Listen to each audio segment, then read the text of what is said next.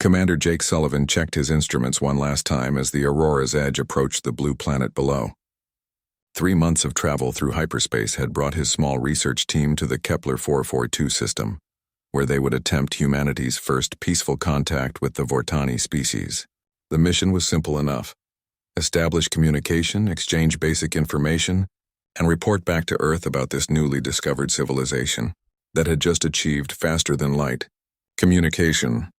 Jake had been chosen for this mission because of his reputation as a calm negotiator and his success in the Centauri campaign 5 years earlier. At 38 years old, he had already become one of Earth's most decorated officers, known for his ability to turn potential conflicts into lasting friendships. His crew trusted him completely, and Earth Command knew he would handle first contact with the care and respect it deserved. Dr. Lisa Martinez sat at her console reviewing the linguistic protocols they would use to communicate with the Vortani. As the mission's chief xenobiologist, she had spent months studying the limited transmissions Earth had intercepted from this system. The Vortani appeared to be a peaceful species focused on science and exploration, much like humanity had been before the galaxy forced them to become warriors. Lieutenant Commander Alex Thompson monitored the ship's tactical systems, though he expected no trouble from this diplomatic mission. The Aurora's edge was lightly armed, carrying only basic defensive weapons appropriate for a research vessel. Alex had served under Jake for 3 years and respected his commander's judgment, but his military training kept him alert even during peaceful operations. The ship's other 9 crew members went about their duties preparing for the historic first contact. Communications officer Betty Wilson fine-tuned the translation equipment, while engineer Carl Davis ensured all systems operated at peak efficiency. Everyone aboard felt the weight of history. They were about to become the first humans to speak directly with an alien species that had sought contact rather than conflict. As they entered orbit around the Vortani homeworld, Jake opened a channel using the mathematical sequences that had been agreed upon through months of careful radio exchanges. The response came quickly, filled with excitement and curiosity that transcended species barriers. The Vortani were eager to meet their new neighbors from the distant planet called Earth. The first day of contact exceeded all expectations. The Vortani proved to be remarkably similar to humans in their love of knowledge and their desire for peaceful cooperation. They shared information about their technology, their culture, and their hopes for the future. Dr. Martinez worked tirelessly to document everything, knowing this information would reshape humanity's understanding of life in the galaxy. Jake found himself genuinely enjoying the conversations with the Vortani representatives. They asked thoughtful questions about Earth and seemed particularly interested in humanity's recent conflicts with more aggressive species. The Vortani had been fortunate enough to evolve in a relatively peaceful region of space, but they understood that not all species shared their peaceful nature. On the second day, everything changed. Alex Thompson's tactical sensors detected massive energy signatures approaching from hyperspace. 3 enormous ships materialized at the edge of the system, their crystalline hulls gleaming with an ominous light that every human in space had learned to fear. The Zephyrian Empire had found them. Jake's blood ran cold as he recognized the distinctive dreadnought design. The Zephyrians had been expanding their territory aggressively for decades, conquering or destroying any species that stood in their way. Their ships were massive constructs of living crystal that could repair themselves and adapt to enemy weapons. Each dreadnought carried enough firepower to reduce a planet to ash. The lead ship broadcast a message in the harsh, clicking language of the Zephyrians. Alex quickly activated the translation system as Jake ordered all hands to battle stations. The message was brief and brutal: surrender immediately or be destroyed. The Zephyrians claimed this system as part of their expanding empire and would tolerate no human presence in their territory. Jake tried to open communications, explaining that they were on a peaceful diplomatic mission and had no territorial claims in this region. The Zephyrian response was to power up their weapon systems. These aliens had built their empire on the principle that strength was the only law that mattered, and they saw humanity's growing influence in the galaxy as a direct threat to their dominance. Dr. Martinez worked frantically to transmit all their gathered data about the Zephyrian fleet movements and their new quantum disruptor technology back to Earth Command. This information could save countless human colonies by revealing the enemy's capabilities and intentions. The transmission began just as the Zephyrian ships entered attack range. The Aurora's edge shook under the impact of quantum disruptor beams that seemed to tear at the very fabric of space. Jake knew his lightly armed research vessel could not survive a prolonged battle against 3 dreadnoughts. He made the hardest decision of his military career, ordering his crew to prepare for evacuation while he attempted to destroy the ship's computers to prevent the Zephyrians from accessing Earth's military secrets. The Zephyrian boarding parties materialized throughout the ship using their advanced teleportation technology. The crystalline warriors moved with mechanical precision, their weapons designed to disable rather than kill. They wanted prisoners, not corpses, and Jake realized with growing dread that they saw value in capturing him alive. Alex Thompson found Jake at the main computer core, his hands moving quickly over the self-destruct controls. The sequence was almost complete when Alex struck his commander unconscious with the butt of his sidearm. In that moment of desperation, Alex made a choice that would haunt him forever. He believed the crew's lives were worth more than the military secrets. Jake was trying to destroy the Zephyrian War. Prime Kethvar examined his prize with satisfaction. Jake Sullivan was well known throughout the galaxy as one of humanity's greatest heroes, the man who had saved the Mars colonies and pioneered Earth's deep space exploration. He would make the perfect bargaining chip to force humanity into submission. As Jake's crew escaped in the emergency pods, they carried with them the devastating news of his capture. The pods were discovered 3 days later by a human patrol ship, and Dr. Martinez delivered the report that would change everything. Commander Jake Sullivan, the man who had become a symbol of human courage and determination, was now a prisoner of humanity's greatest enemy. The Zephyrians believed they understood human nature and expected Earth to negotiate for Jake's release. They had studied human history and saw a species that preferred compromise to conflict when faced with overwhelming odds. What they failed to understand was that humanity's greatest strength had never been their weapons or their technology. It was their absolute refusal to abandon one of their own. The massive crystal spires of Zeph Prime stretched toward the crimson sky as the Zephyrian High Council gathered in their great chamber. War Prime Kethvar stood before the 7 ruling members, his crystalline armor reflecting the light from the chamber's glowing walls.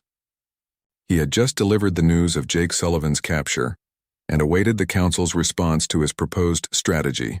Elder Prime Vexthar, the oldest member of the council, examined the holographic display showing Jake in his transparent prison cell.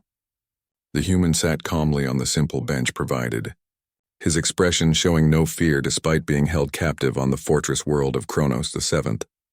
The Elder Prime had studied many species during the Empire's expansion, but humans continued to puzzle him with their unpredictable emotional responses. The council chamber filled with the clicking sounds of Zephyrian discussion as they debated the best way to use their valuable prisoner. Their intelligence reports on human behavior suggested that Earth's government would be willing to negotiate significant territorial concessions to secure Jake's release. Humans had shown patterns of compromise and diplomacy when faced with superior military force, and the Council expected this situation to follow the same predictable path. War Prime Kethvar had chosen Kronos VII specifically for its intimidating reputation throughout the galaxy. The fortress world sat at the edge of Zephyrian space, surrounded by automated defense platforms and a permanent fleet of warships. No rescue mission had ever successfully penetrated its defenses, and the prison facility had been designed to showcase Zephyrian technological superiority to any species foolish enough to challenge their power. Jake's crystalline cell was positioned in the center of the facility, where every surface was transparent, allowing his captors to observe him constantly while demonstrating their complete control over one of humanity's greatest heroes. The Zephyrians believed this psychological pressure would make Jake more cooperative and encourage Earth to negotiate quickly for his release. Meanwhile, on Earth, President Marcus Webb stood before the assembled members of the Terran Defense Council in the secure briefing room beneath the Capitol building. The holographic display showed the same image that haunted the Zephyrian Council: Jake Sullivan sitting calmly in his crystal prison, while alien guards watched his every movement. The sight filled every human in the room with a cold fury that their diplomatic training could barely contain. Admiral Patricia Hayes, Supreme Commander of the human fleet, presented 3 options to the Council with the crisp efficiency that had made her Earth's most respected military leader. The first option involved opening diplomatic channels with the Zephyrian Empire to negotiate Jake's release through territorial concessions or trade agreements. The second option called for a covert rescue mission using humanity's most advanced stealth technology and special forces units. The third option, which she personally recommended, was to write Jake off as a casualty of war and focus on preventing further Zephyrian expansion. The debate that followed lasted for 6 hours as diplomats argued for peaceful resolution while military leaders pushed for immediate action. Secretary of State Robert Chen insisted that rushing into conflict would only endanger more human lives and potentially start a war that humanity might not be able to win. General Monica Davis countered that showing weakness now would invite further Zephyrian aggression against human colonies throughout the Outer Rim territories. During the heated discussions, news of Jake's capture began spreading across human space faster than any official government announcement could travel. Independent news networks had somehow obtained footage of Jake in his crystal prison, and his defiant expression quickly became a symbol that united humanity in ways that decades of political speeches had never achieved. Colony worlds that had maintained only minimal contact with Earth suddenly flooded communication channels with offers of support and resources. The mining stations in the asteroid belt, normally focused entirely on their dangerous and profitable work, volunteered their crews and equipment for any rescue effort. Even the fiercely independent frontier settlements, which had spent years complaining about Earth's taxes and regulations, put aside their grievances to demand action. Dr. Elena Rodriguez, Earth's leading expert on Zephyrian psychology and culture, warned the Defense Council about the fundamental differences between human and Zephyrian thinking. The crystalline aliens had evolved from a hive mind species and still valued the collective empire above any individual life. They could not comprehend that humanity would risk everything for a single person, no matter how decorated or beloved that person might be. The Zephyrian ultimatum arrived exactly 72 hours after Jake's capture, transmitted on all frequencies to ensure every human colony received the message simultaneously. War Prime Kethvar's voice carried the cold arrogance that characterized his species as he demanded the complete withdrawal of all human forces from the Outer Rim territories. In exchange, Jake Sullivan would be released, unharmed after a period of imprisonment that would demonstrate Earth's submission to Zephyrian authority. President Webb read the ultimatum 3 times before setting it aside and looking around the table at the faces of humanity's leadership. These men and women had guided their species through the worst conflicts in galactic history, but none of them had ever faced a decision quite like this one. The Zephyrian Empire possessed military technology that could threaten Earth itself, and their demands would cost humanity years of expansion and countless resources. The silence in the room stretched for several minutes as each council member considered the impossible choice before them.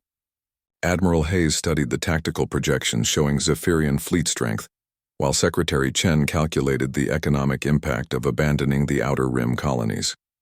General Davis reviewed intelligence reports about enemy capabilities, while Dr. Rodriguez analyzed the psychological implications of either choice. Finally, President Webb stood and walked to the great window overlooking the city where millions of humans went about their daily lives, unaware that their government was deciding whether one man's life was worth risking their entire civilization. The morning sun cast long shadows across the buildings as he considered the fundamental question that would define humanity's place in the galaxy.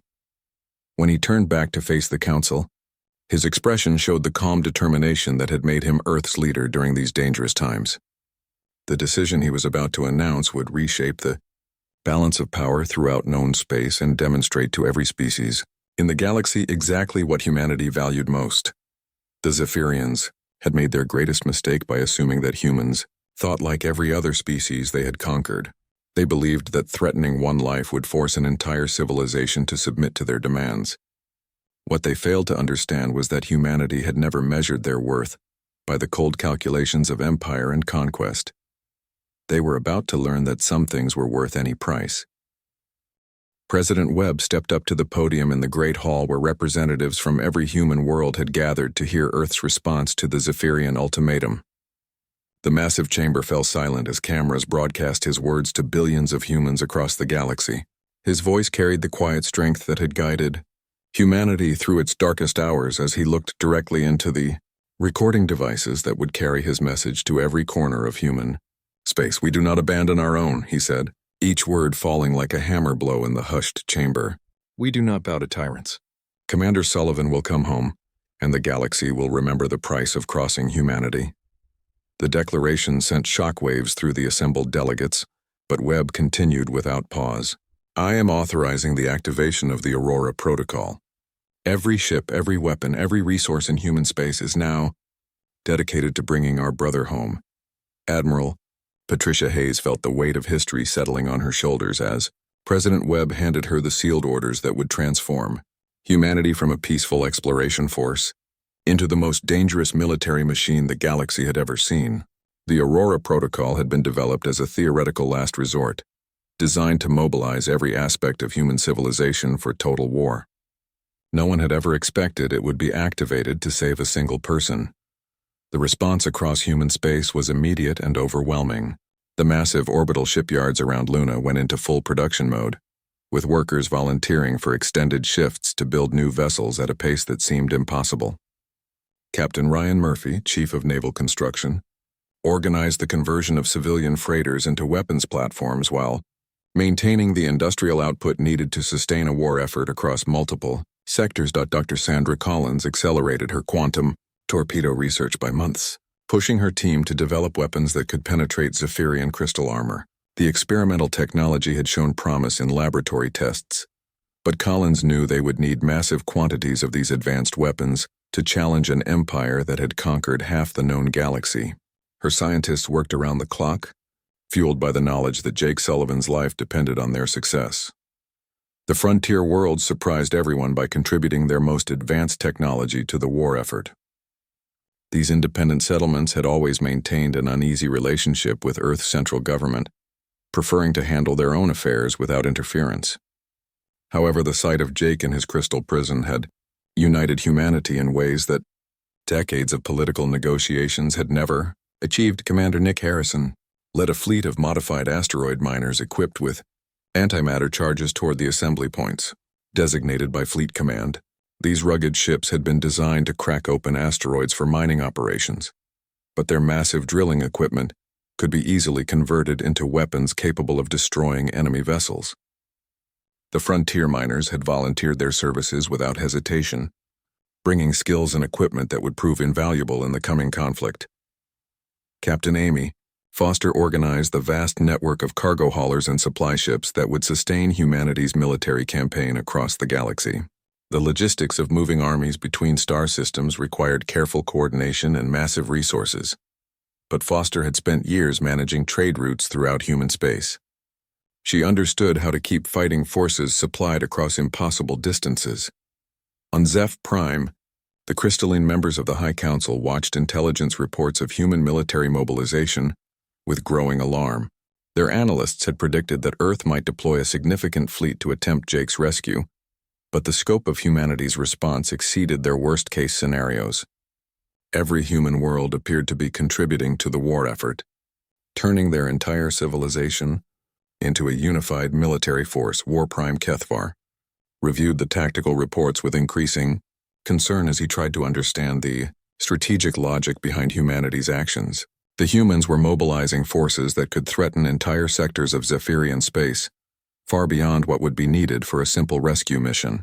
His military advisors suggested that Earth was using Jake's capture as an excuse to launch a preemptive war against the Empire. The Elder Prime Vexthar studied the reports with the careful attention that had kept him alive through centuries of galactic politics. Something about humanity's response troubled him deeply, though he could not identify the source of his unease. The humans were behaving in ways that contradicted everything the Zephyrians understood about rational military strategy and political calculation. Intelligence reports indicated that human colonies were contributing resources they could barely spare, that independent worlds were cooperating with Earth's government despite years of political disagreements, and that civilian populations were volunteering for military service in unprecedented numbers. The scope of their mobilization suggested they were preparing for a war of total annihilation, rather than a negotiated settlement. The First human strike force emerged from hyperspace, at the edge of Zephyrian territory exactly 2 weeks after Jake's capture. Admiral Patricia Hayes stood on the bridge of her flagship Vengeance, watching as 3,000 human ships dropped out of hyperspace in perfect formation. The sight was magnificent and terrifying, representing the largest military deployment in human history. The assembled fleet included everything from massive battleships fresh from the Luna shipyards to converted mining vessels bristling with improvised weapons. Sleek destroyers flew alongside cargo haulers modified for combat, while experimental stealth ships provided reconnaissance and electronic warfare capabilities. The diversity of the fleet reflected humanity's determination to use every available resource in their mission. War Prime Kethvar received the reports of the human fleet's arrival with a mixture of surprise and grudging respect. He had expected Earth to attempt some form of rescue operation, but the scale of their response indicated they were prepared for a prolonged military campaign. The humans had brought enough firepower to threaten major Zephyrian installations across multiple sectors. The message that accompanied the fleet's arrival was broadcast on all frequencies throughout Zephyrian space. Admiral Hayes spoke with the calm authority of someone who had already decided the outcome of the coming conflict.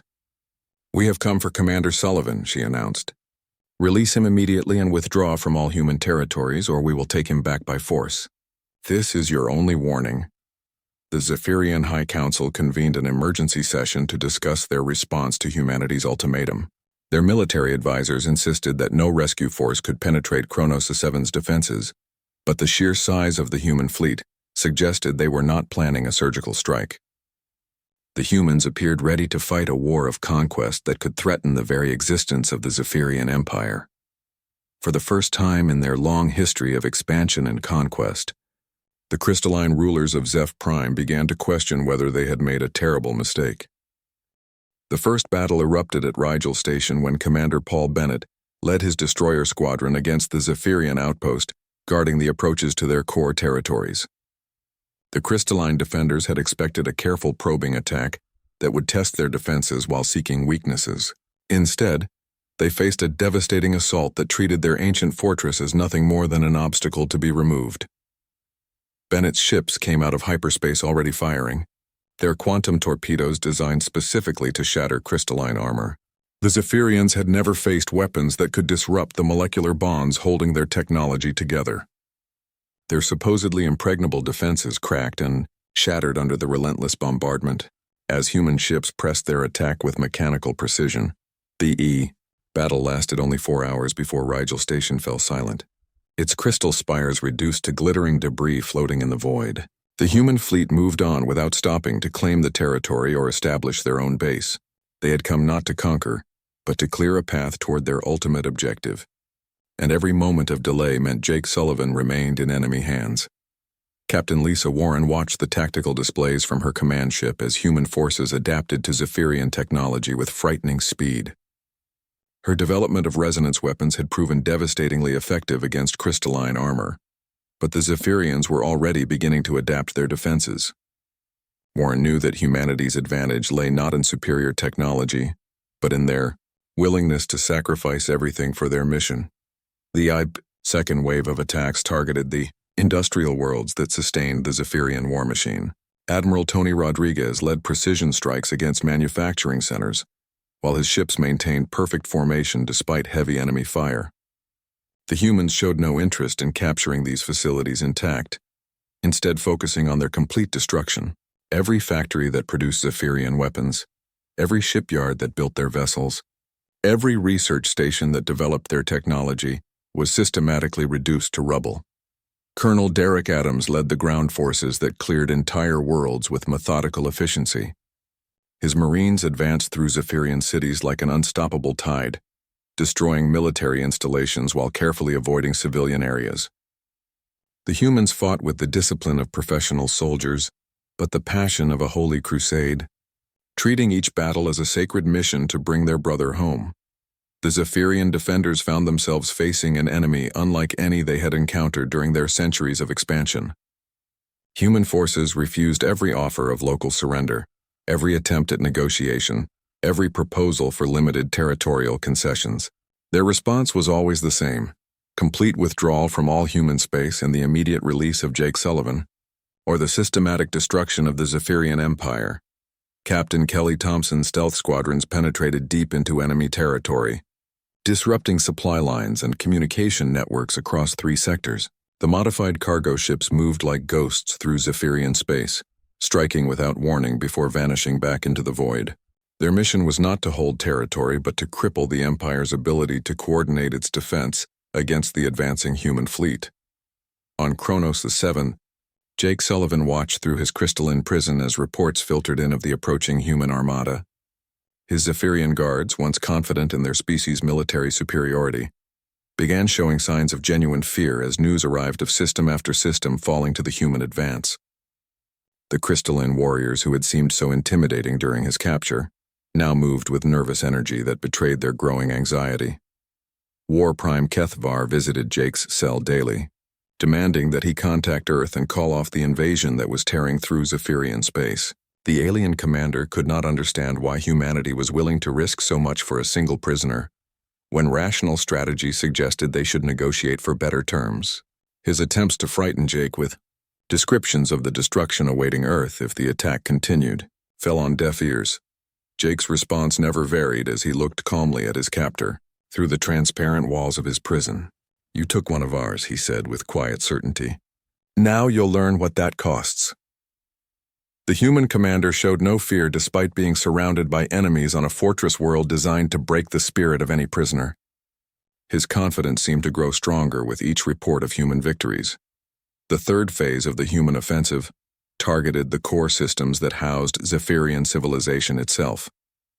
Admiral Hayes led the main fleet deeper into enemy territory, leaving devastation in their wake as they advanced toward the Empire's most important worlds. The systematic destruction of Zephyrian infrastructure sent a clear message throughout the galaxy. This war would continue until their empire was reduced to ash. Other galactic powers watched in stunned silence as humanity dismantled one of the major civilizations over a single prisoner. The Centauri Federation attempted to mediate the conflict, offering territorial concessions and trade agreements if humanity would halt their advance. Earth's response was to accelerate their military production and deploy even larger fleets to the front lines. The Altair Consortium, which had maintained neutral relations with both species, sent desperate messages pleading for a negotiated settlement. They warned that the complete destruction of the Zephyrian Empire would destabilize the entire galaxy and create power vacuums that could lead to decades of warfare. Humanity's representatives listened politely to these concerns before explaining that they had not come to maintain galactic stability. They had come to bring Jake Sullivan home, regardless of the consequences for anyone else.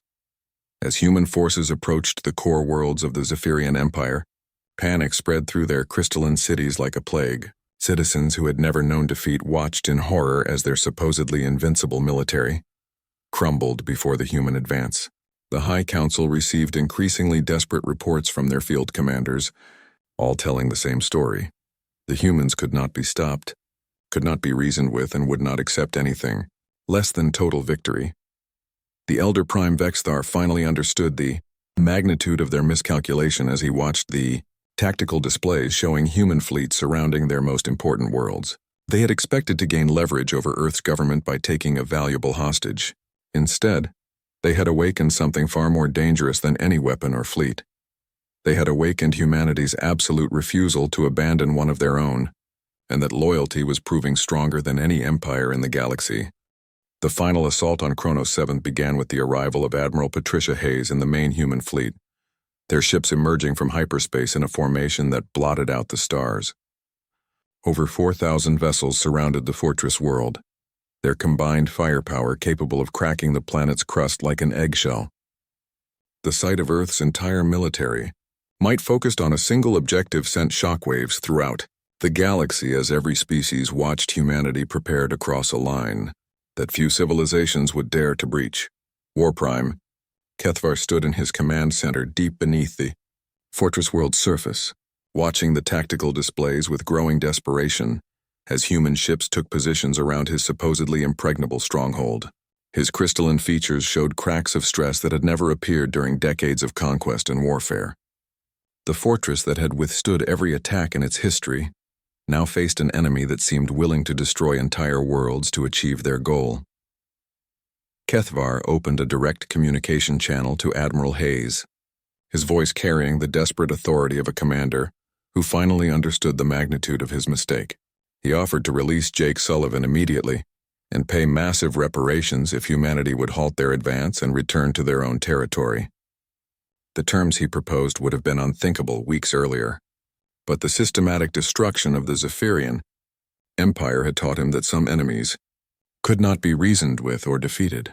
Admiral Hayes listened to the alien commander's plea with the calm expression of someone who had already decided the outcome of this confrontation. Her response was broadcast across every frequency in the system, ensuring that every ship and every world would hear humanity's final judgment. "You had your chance to do this the easy way," she said with quiet finality. "Now we do it our way." The bombardment that followed was unlike anything the galaxy had ever witnessed. Human weapons, refined through months of constant warfare against crystalline technology, tore through the fortress world's defenses like they were made of paper. The quantum torpedoes that had proven so effective against Zephyrian armor now struck in concentrated barrages that overwhelmed even the most advanced defensive systems. Captain Jennifer Walsh led the breakthrough assault that shattered the primary shield generators protecting Kronos 7's surface installations. Her squadron of heavy cruisers pushed through the defensive fire with mechanical precision, their crews working with the efficiency of soldiers who had fought this same battle dozens of times across Zephyrian space. The shields that had protected the fortress world for centuries collapsed in a cascade of energy that lit up the planet's atmosphere. Commander Ben Parker's Marine assault forces began their descent to the planet's surface in heavily armored dropships that cut through the defensive fire like arrows through paper. The Marines had trained for this moment during the long approach to Kronos 7, studying every detail of the fortress complex where Jake Sullivan was being held. They moved with the confidence of soldiers who knew their mission would succeed regardless of the cost. Jake Sullivan watched from his crystalline cell as the impossible became reality around him. The crystal walls that had seemed so solid began to crack under the bombardment from above, and emergency alarms echoed through the facility as the fortress's automated systems failed one by one. His guards had fled hours earlier, leaving him alone in his transparent prison as the might of Earth descended upon his captors.